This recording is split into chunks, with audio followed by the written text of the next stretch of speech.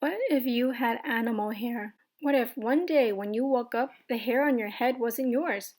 What if overnight, a wild animal's hair grew in instead? Polar bear. A polar bear has a double coat of hair to keep it warm. There's a woolly undercoat close to the bear's skin. Above that is a top coat made of 6-inch long, stiff, oil coated hairs. A polar bear's hair looks as white as Arctic snow because the top coat hairs are hollow and clear. They reflect the light just like snow. Fact: each May or June, a polar bear sheds its hair and grows a whole new coat in less than a month. If you had polar bear hair on your head, you could play outdoors in cold, wet weather and never need a hat. Reindeer. A reindeer has a double coat too. It also has a lot of hair, as many as 5,000 outer hairs per square inch of skin. Each long, stiff outer hair has a hollow core. These hairs trap air. In addition to keeping the reindeer warm, its hair helps this heavy animal float in the water. Fact: a reindeer's hollow hairs keep its body heat from escaping. In fact, if a reindeer lies on the ground, the snow under it doesn't melt. If you had reindeer hair, swimming would always be easy, even in the roughest of waters. Musk ox. A musk ox has the longest hair of any wild animal. Some hairs are as long as 2 feet. Its shaggy coat hangs down to its hooves. This coat is also double thick and so tough it acts like a suit of armor. Fact: each spring a musk ox sheds its woolly undercoat as much as 7 pounds of hair. If you had musk ox hair, you could play outside day or night, in winter or summer, without worrying about frostbite, sunburn, or bug bites. Oryx. A scimitar horned oryx has hair that is just right for its African desert home.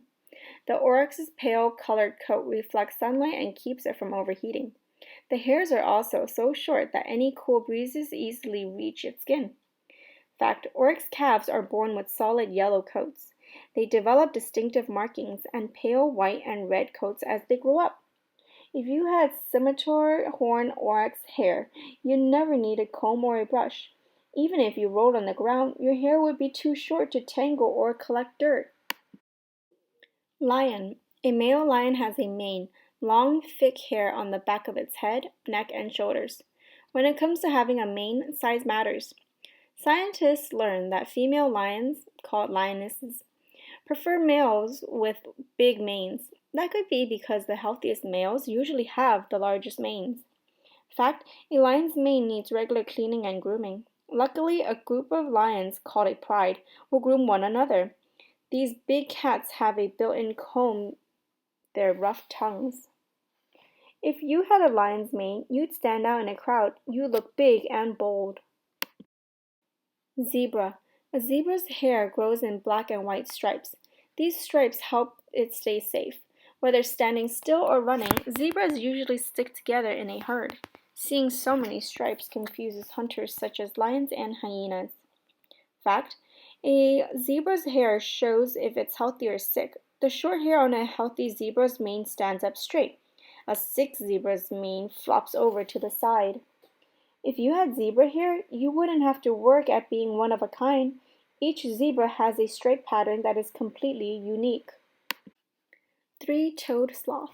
A three-toed sloth's hair often looks green because little plants called algae grow all over it. Sloths live in damp rainforests and rarely move, making their bodies a good place for algae to live. However, having green hair isn't a bad thing. Green hair helps sloths blend into their homes in the treetops and hide from predators such as jaguars and harpy eagles. Fact: three-toed sloths spend most of their lives upside down, so their hair grows differently than other hairy animals.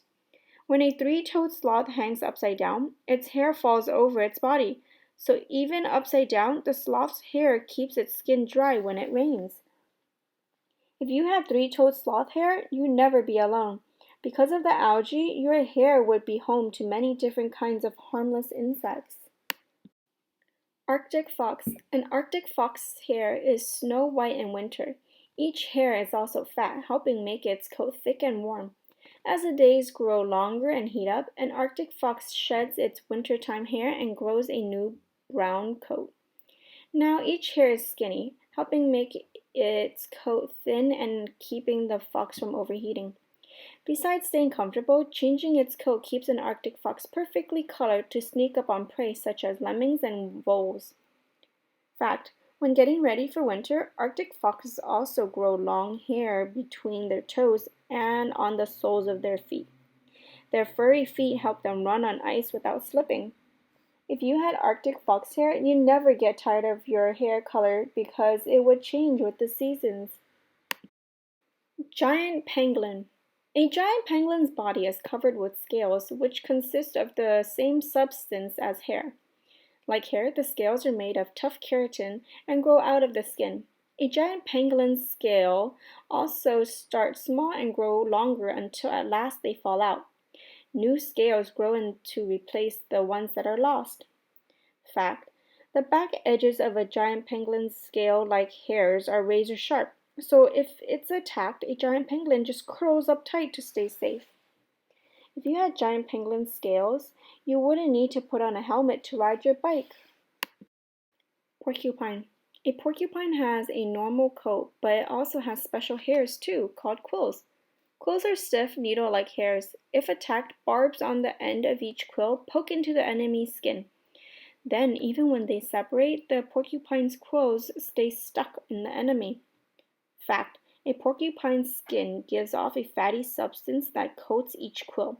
This fatty substance contains a germ-killing chemical. So if a porcupine accidentally pokes itself, it won't get an infection. If you had a porcupine's quills, bullies would never bother you. Star-nosed mole. A star-nosed mole's hair, unlike most animal hair, can lie flat in any direction. Pushed forward, sideways, or straight back, its hair will never stick up. It will always lie flat against its body. This lets a star-nosed mole slip easily through its underground tunnels, whether it's going forward or backing up. Fact: a star-nosed mole has comb-like claws to spread oil through its hair. That makes its coat waterproof. That's important since it lives in damp tunnels. If you had star-nosed mole hair, your hair would stay put whatever direction you comb it. Wild animal hair could be cool for a while, but you don't use your hair to stay afloat or confuse predators. You don't need your hair to change with the seasons, be a helmet, or lie flat in every direction. And you'll never defend yourself with your hair no matter what. So if you could keep wild animal hair for more than a day, which kind would be right for you? Luckily, you don't have to choose. The hair that grows on top of your head may look wild from time to time, but it'll always be people hair. It will be what you need to protect your head from heat, chills, and bumps, and make you look your best when it's clean and brushed.